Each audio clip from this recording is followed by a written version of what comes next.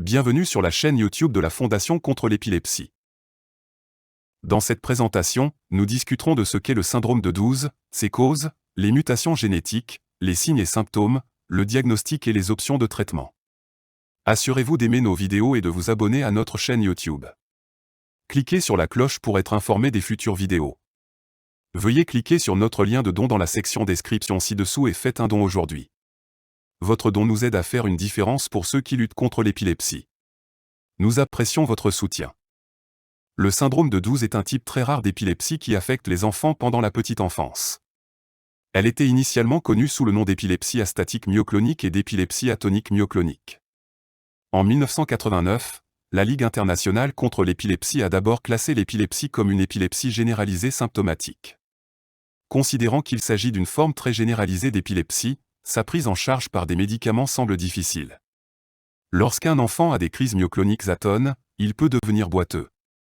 Les enfants atteints du syndrome de 12 pourraient également avoir d'autres types de crises, à savoir des crises tonico-cloniques, des crises d'absence, des crises atones et un état épileptique non convulsif.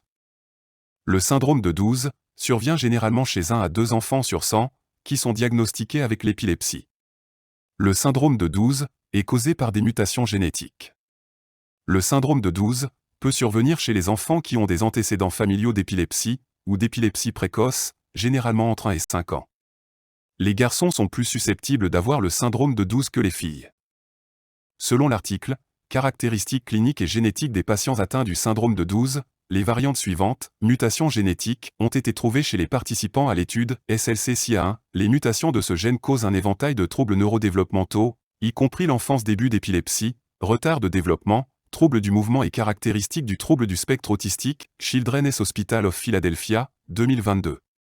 HNRNPU, les mutations de ce gène entraînent un retard développemental et une déficience intellectuelle, généralement modérée à sévère, avec un retard de la parole du langage et ou une absence de parole, Balasubramanian, 2022.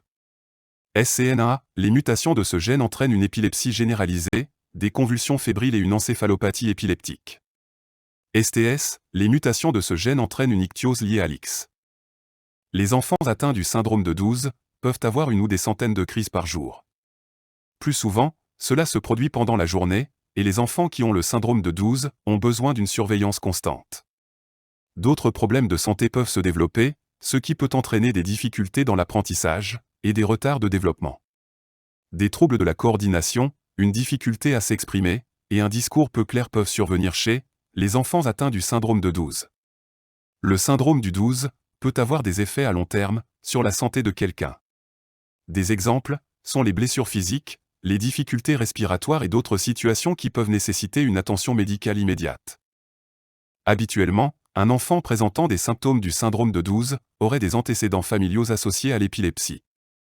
Le syndrome du 12 peut être diagnostiqué à l'aide des résultats de tests diagnostiques, car les enfants auraient généralement un examen physique normal. Un électroencéphalogramme, également connu sous le nom de test EEG, dure généralement 1 heure et est un test d'ondes cérébrales non invasif, utilisé pour mesurer l'activité électrique du cerveau de l'enfant en temps réel. Ce test nécessite généralement de petites plaques métalliques à placer sur le cuir chevelu de l'enfant, et cela aiderait à détecter le schéma électrique du cerveau de l'enfant. Un pic serait observé chez les enfants atteints du syndrome de 12, fréquence de 2 à 5 Hz. D'autres types d'imagerie cérébrale pourraient être utilisés comme outil de diagnostic, tels qu'un scanner ou une IRM du cerveau. D'autres tests médicaux incluraient des analyses de sang et d'urine et si conseillé par le médecin, une ponction lombaire serait nécessaire pour éliminer toute autre cause d'épilepsie. En raison de la gravité du syndrome de 12, il est difficile à traiter. Les médicaments anticonvulsivants utilisés pour traiter l'épilepsie focale ne sont pas utilisés dans ce cas. Certains des médicaments antiépileptiques couramment utilisés incluent Depakote, Lamictal et Keppra.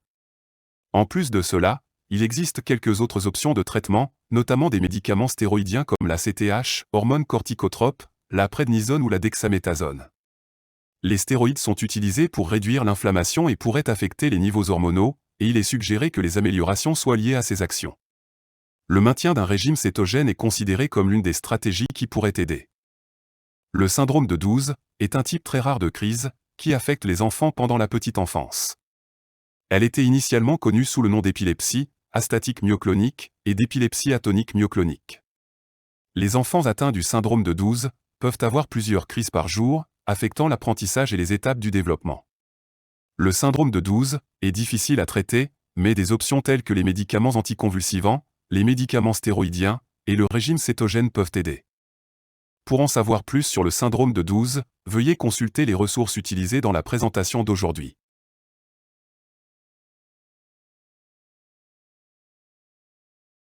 S'il vous plaît, aimez et abonnez-vous à notre chaîne YouTube et suivez-nous sur nos pages de médias sociaux. Nous aimerions avoir de vos nouvelles.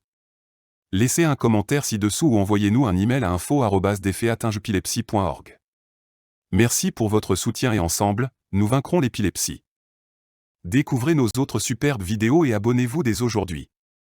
Vous avez le pouvoir de vaincre l'épilepsie.